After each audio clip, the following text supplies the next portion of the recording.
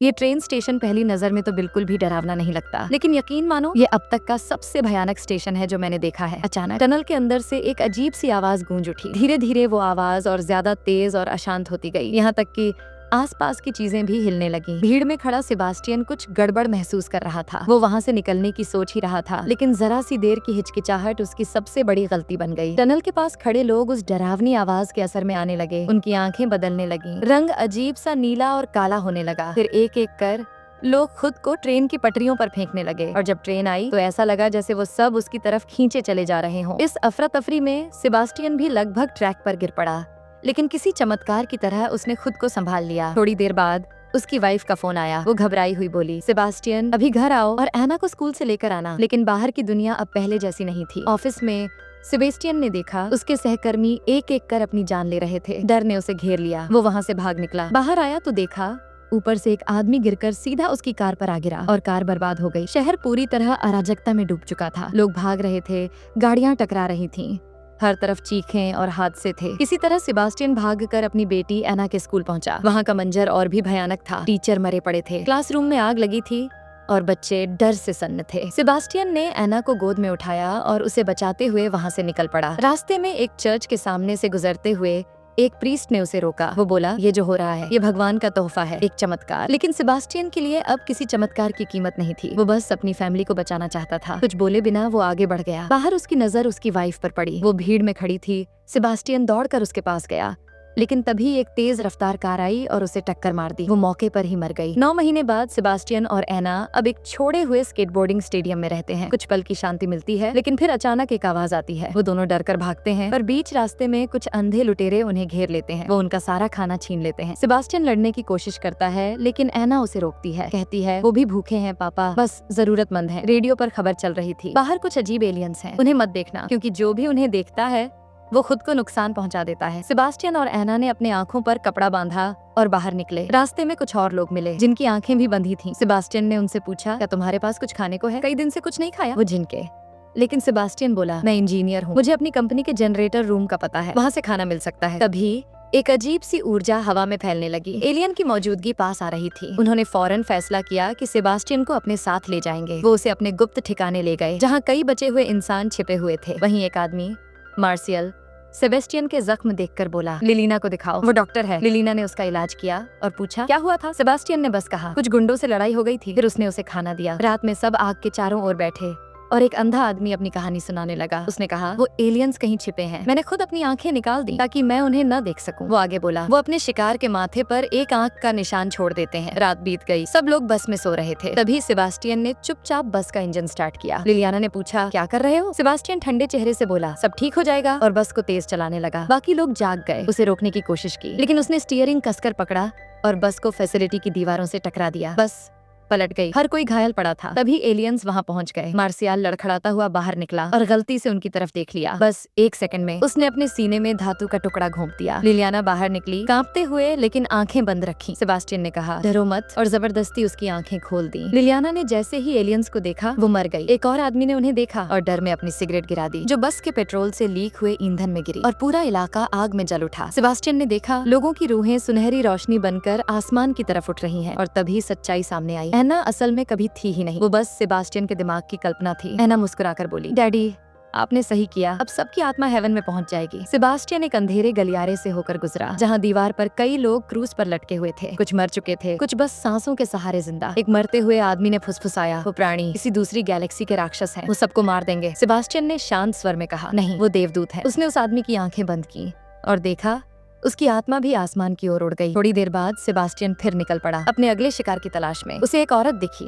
जो फार्मेसी में जा रही थी, आंखों पर कपड़ा बंधा हुआ। वो रुकी, बोली, कौन हो तुम? उसने अपना नाम बताया, क्लेयर। सेबेस्टियन ने वही पुरानी कहानी दोहराई, मैं कई दिनों से भूखा हूँ, लेकिन मुझे एक जनरेटर की जगह पता है। तभी 2 लोग, राफा और ऑक्टावियो, अपने 2 कुत्तों के साथ वहाँ पहुँचे। वो बोले, एक और अजनबी नहीं चाहिए। लेकिन क्लेयर सेबेस्टियन की बातों से प्रभावित हुई। उसे लगा वो काम का साबित हो सकता है। तभी एलियंस का साया पास आने लगा और उन्हें ज्यादा सोचने का वक्त नहीं मिला। वो सेबास्टियन को लेकर अपने बंकर में लौट गए, एक न्यूक्लियर शेल्टर जहां वो सब छिपे रहते थे। वहां क्लेयर ने एक छोटी बच्ची सोफिया को चॉकलेट का टुकड़ा दिया और उसके चेहरे पर एक मासूम सी मुस्कान फैल गई। इस बीच राफा और ऑक्टावियो ने सेबास्टियन को किनारे ले जाकर पूछा, वो जनरेटर कहाँ है? सेबास्टियन के दिमाग में फिर एना की आवाज गूंजी, उन्हें सच मत बताना, झूठ बोलो और उन्हें बाहर ले चलो। सेबास्टियन ने वैसा ही किया। कहा, मैंने जनरेटर के बारे में झूठ कहा था। राफा और ऑक्टावियो गुस्से में पागल हो गए। वो उसे बाहर फेंकने वाले थे।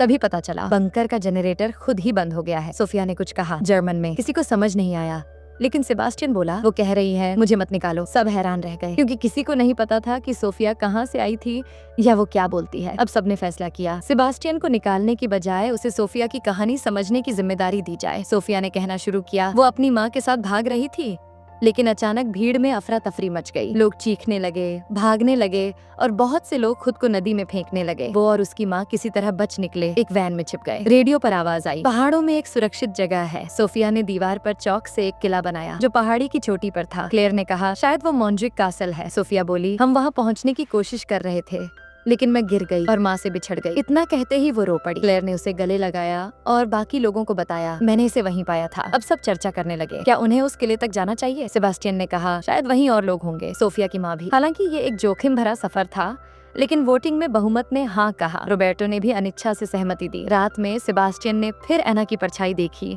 जो फुसफुसा रही थी, कल अराजकता होगी, कुत्तों को आजाद कर दो। सेबास्टियन ने कुत्तों की रस्सियों को आधा काट दिया। सुबह जब एलियंस आए, रस्सियां टूटी और अफरा तफरी मच गई। हर किसी के डरावने यादें लौट आईं। क्लेयर को अपने भाई की मौत दिखी। सोफिया को अपनी माँ की आवाज सुनाई दी, पट्टी उतार दो। वो हाथ बढ़ाने ही वाली थी कि ऑक्टेवियो ने उसे रोक लिया। दूसरी तरफ राफा अपने कुत्तों को ढूंढते हुए पागल हो गया। आखिरकार उसने ब्लाइंडफोल्ड उतार दी, एलियंस को देखा और खुद को कार की विंडशील्ड पर पटक दिया। क्लेयर अपनी यादों में खोई हुई थी, सिर पकड़े बैठी, मानसिक यातना से जड़ हो चुकी थी। ऑक्टेवियो उसे बचाने की कोशिश कर रहा था। मीनवाइल रोबर्टो राफा को ढूंढने निकलता है, लेकिन तभी एक डॉग जो अब एलियन के कंट्रोल में है उसके हाथ पर जोर से काट लेता है। खून तेजी से बहने लगता है। ऑक्टेवियो बाकी सबको आवाज देता है, जल्दी चलो सेफ जोन की तरफ। वो राफा को पुकारता रहता है, लेकिन कोई जवाब नहीं आता। क्लेयर भारी मन से उसे बताती है कि राफा अब नहीं रहा। ये सुनते ही ऑक्टेवियो पूरी तरह टूट जाता है। अंदर इजाबेल रोबर्टो के जख्म का इलाज कर रही होती है। जैसे ही वो उसका आर्म बैंडेज करती है,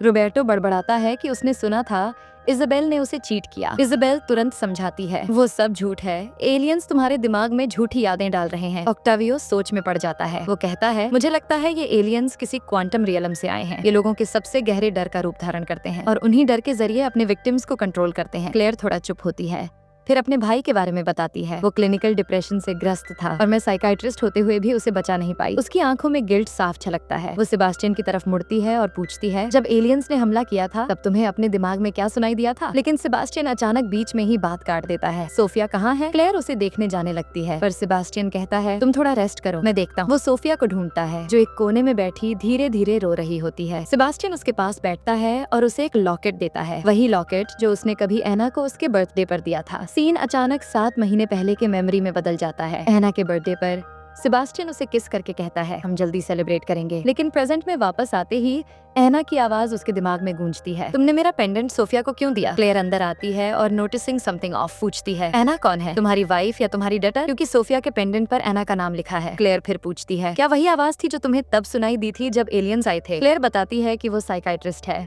और बहुत सॉफ्टली कहती है, मैं तुम्हारी मदद करना चाहती हूँ, मुझे इसके बदले कुछ नहीं चाहिए। वो समझाती है, जो कुछ तुम देख रहे हो या सुन रहे हो वो एलियंस का मैनिपुलेशन है, तुम्हें इसका सामना करना होगा। क्लेयर अपने एक्सपीरियंस का जिक्र करती है, मैंने भी अपने मरे हुए भाई की आवाज सुनी थी, पर मुझे समझ आया कि वो रियल नहीं थी। उसके पीछे एना का इल्यूजन विस्पर करता है, तुम्हारे भाई को तुमने नहीं मारा। और वो फिर से सेबास्टियन को मैनिपुलेट करने लगती है। क्लेयर पर भरोसा मत करो। सेबास्टियन विजिबली कन्फ्लिक्टेड है, वो ऑलमोस्ट क्लेयर की बातों को मानने ही वाला होता है। तभी अचानक रोबर्टो की जोरदार चीख सुनाई देती है। उसका इन्फेक्शन अब पूरे शरीर में फैल गया था। क्लेयर फौरन कहती है, हमें एंटीबायोटिक्स चाहिए। वो, सेबेस्टियन और ऑक्टावियो तीनों अपनी आंखों पर ब्लाइंडफोल्ड बांधकर बाहर निकलते हैं। क्लेयर एक बाथरूम में जाती है जहाँ चारों तरफ मेडिसिन कैबिनेट्स हैं, जबकि सेबास्टियन और ऑक्टेवियो दूसरे कमरे में सर्च करते हैं। ऑक्टेवियो को मेडिसिन नहीं मिलती, लेकिन कुछ खाना मिल जाता है। वो सेबास्टियन को आवाज लगाता है, सब ठीक है? पर इस बीच एना फिर से सेबास्टियन के दिमाग में विस्पर कर रही होती है। डिस्ट्रैक्टेड होकर सेबास्टियन कहता है, हाँ सब विंडोज बंद हैं,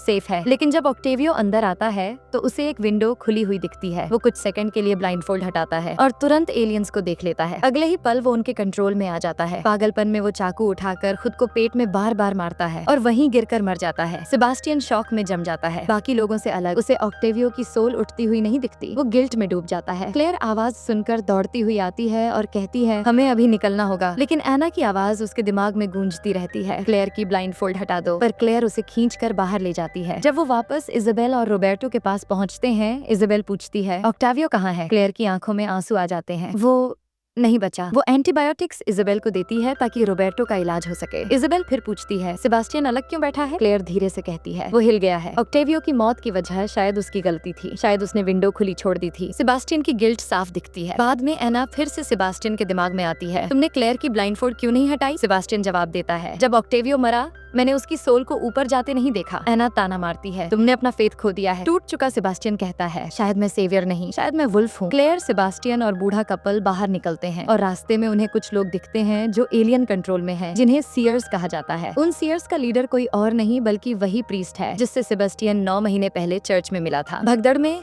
रोबर्टो और इजाबेल बाकी ग्रुप से बिछड़ जाते हैं। एलियंस उन्हें घेर लेते हैं। वो समझ जाते हैं अब अंत आ गया है। रोबर्टो इजाबेल की आंखों में आखिरी बार देखता है। दोनों ब्लाइंडफोल्ड हटाते हैं और एक शांत गुड बाय साझा करते हैं। फिर एलियंस उन्हें अपने कब्जे में ले लेते हैं। उधर क्लेयर को सेबास्टियन के गॉगल्स मिलते हैं जिनसे वो क्लियरली देख सकता है और तभी सारा सच उसके सामने आ जाता है। सेबास्टियन पूरी तरह झूठ बोल रहा था। वो कोई आम सर्वाइवर नहीं था, वो एलियंस के साथ था। उसे समझ आता है कि शायद ऑक्टावियो और राफा की मौतों के पीछे वही जिम्मेदार है। क्लेयर तुरंत सोफिया को पकड़कर उससे दूर चली जाती है। सेबास्टियन अब भी एना की आवाज सुन रहा होता है, बस 2 और मर जाए फिर हम साथ होंगे। क्लेयर सोफिया को लेकर बंकर के सीलिंग तक जाती है। वो कहती है, ब्लाइंडफोल्ड मत हटाना, चाहे कुछ भी हो। लेकिन सेबास्टियन उनका पीछा करते हुए पहुंच जाता है। क्लेयर डिस्टेंस बनाए रखने की कोशिश करती है लेकिन ब्लाइंडफोल्ड के कारण उसका पैर फिसल जाता है और वो सीढ़ियों से नीचे गिरकर बेहोश हो जाती है। अब सोफिया अकेली खड़ी है सेबास्टियन के सामने। एना की आवाज उसे उकसाती है, उसकी ब्लाइंडफोल्ड हटा दो। सेबास्टियन हाथ बढ़ाता है लेकिन एकदम से भावनाओं में डूब जाता है। वो नहीं कर पाता। वो सोफिया को नुकसान नहीं पहुंचाना चाहता। इसके बजाय वो उसे कसकर गले लगाता है। उसके अंदर कुछ बदल जाता है। बहुत दिनों बाद वो खुद को इंसान जैसा महसूस करता है। फ्लैशबैक शुरू होता है। 7 महीने पहले एना के बर्थडे पर सेबास्टियन अपनी बेटी के साथ खुश है, पर ये खुशी टिकती नहीं। प्रीस्ट उनके घर में घुस आता है। वो एना और सेबास्टियन दोनों को छत पर ले जाता है। वहाँ वो एना के माथे पर आंख के आकार का काला निशान बनाता है और कहता है, आंखें खोलो। जैसे ही एना ऐसा करती है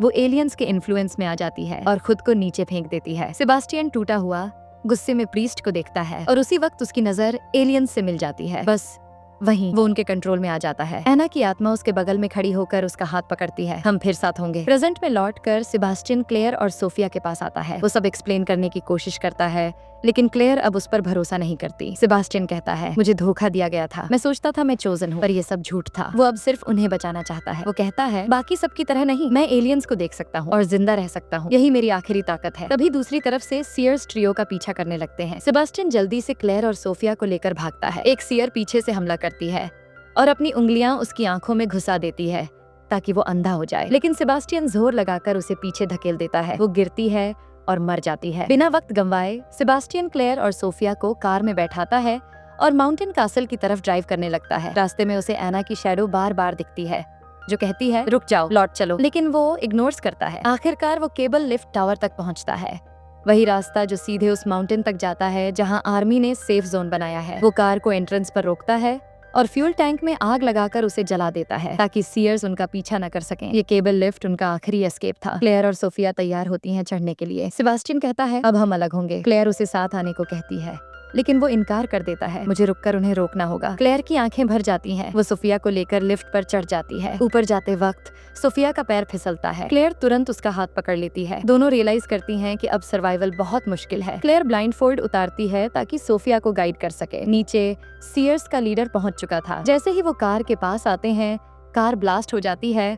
आग और धुआं चारों तरफ फैल जाता है। प्रीस्ट गुस्से में चिल्लाता है, सेबास्टियन, तुम चुने गए हो, सरेंडर करो और एलियंस के मिशन में शामिल हो जाओ। लेकिन सेबास्टियन पीछे नहीं हटता। मैं उनका गुलाम नहीं हूँ और कभी नहीं बनूंगा। वो एक मेटल रॉड उठाता है, आंखों में रिबेलियन चमकती है। मैं तुम्हारे झूठे भगवान में विश्वास नहीं करता। उधर क्लेयर लिफ्ट के टॉप तक पहुँचती है और उसे चालू करने की कोशिश करती है लेकिन पावर सप्लाई बंद है, लिफ्ट काम नहीं करती। तभी उसकी नजर पास में एक बड़ी बेल पर पड़ती है। वो उसे जोर जोर से बजाने लगती है ताकि एलियंस का ध्यान खींच सके। आवाज सुनकर एलियंस नजदीक आने लगते हैं और उनके एनर्जी से लिफ्ट एक्टिवेट हो जाती है। इसी बीच सेबास्टियन का दिमाग एलियंस के कंट्रोल में आने लगता है। वो उसे ये कन्विंस करने की कोशिश करता है कि फादर यहाँ सबको फ्री करने आया है, उन्हें फ्रीडम तक ले जाने के लिए। जैसे ही सेबास्टियन कार में लगी आग को देखता है, उसे एना की छवि दिखाई देती है, पूरी तरह आग में इंगल्फ्ड। ये विजन उसके रिजॉल्व को ऑलमोस्ट तोड़ देती है, लेकिन वो खुद को कंट्रोल में रखने की कोशिश करता है। एलियंस क्लेयर और सोफिया के दिमाग पर अटैक करते हैं, उन्हें कंट्रोल करने की कोशिश करते हैं। क्लेयर फिर से अपने डिसीज्ड भाई की आवाज सुनने लगती है। इस बीच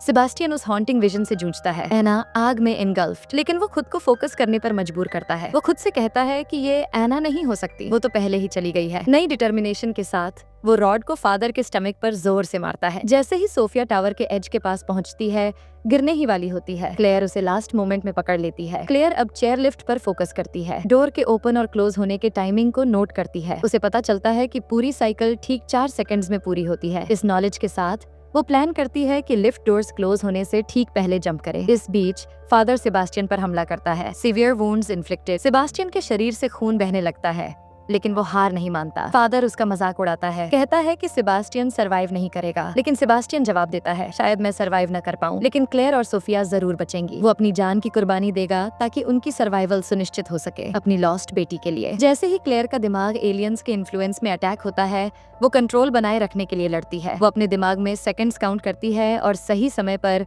वो चेयर लिफ्ट पर जंप करती है, सोफिया को भी साथ लेकर। दोनों सुरक्षित पहुंच जाती हैं। क्लेयर ग्रेटिट्यूड से भरी चुपचाप सेबास्टियन को अपने दिल में थैंक्स कहती है। इस बीच सेबास्टियन अपनी आखिरी सांसें लेता है और फेड होने के दौरान एना उसकी आखिरी मोमेंट्स में सामने आती है। वो उसे गले लगाती है और सेबास्टियन चला जाता है। वो जैसे ही सेबास्टियन स्लिप अवे होता है, क्लेयर और सोफिया आखिरकार कासल की सेफ्टी में पहुंचती हैं। वहाँ सोल्जर्स उन्हें इंक्वायरी के लिए एस्कॉर्ट करना शुरू करते हैं। फैसिलिटी बड़ा है और वहाँ शहर के कई सर्वाइवर्स काम कर रहे हैं। सोफिया की माँ उसे देख लेती है और मदर डॉटर की हाईली इमोशनल रियूनियन होती है। सोफिया की माँ क्लेयर का धन्यवाद करती है कि उसने उसकी बेटी को सुरक्षित पहुँचाया। उसके बाद सोल्जर्स क्लेयर को इंक्वायरी के लिए ले जाते हैं। एक मेडिकल ऑफिसर क्लेयर की आंखें एग्जामिन करता है ताकि ये पता चले कि क्या वो एलियंस के संपर्क में आई है। क्लेयर बताती है कि उसने खुद को एलियंस के साथ अलाइन नहीं किया, लेकिन उनके एक व्यक्ति ने उसे यहाँ पहुँचने में मदद की थी। वो कहती है कि बहुत से और लोगों को अभी भी मदद चाहिए। मेडिकल ऑफिसर क्लेयर को इंजेक्शन देता है। क्लेयर पूछती है कि क्यों? ऑफिसर बताता है कि ये केमिकल मार्कर है, डिजाइन टू डिटेक्ट कोई भी एपिजेनेटिक चेंजेस उसके डीएनए में। ये चेंजेस स्ट्रेस और सफरिंग की वजह से आते हैं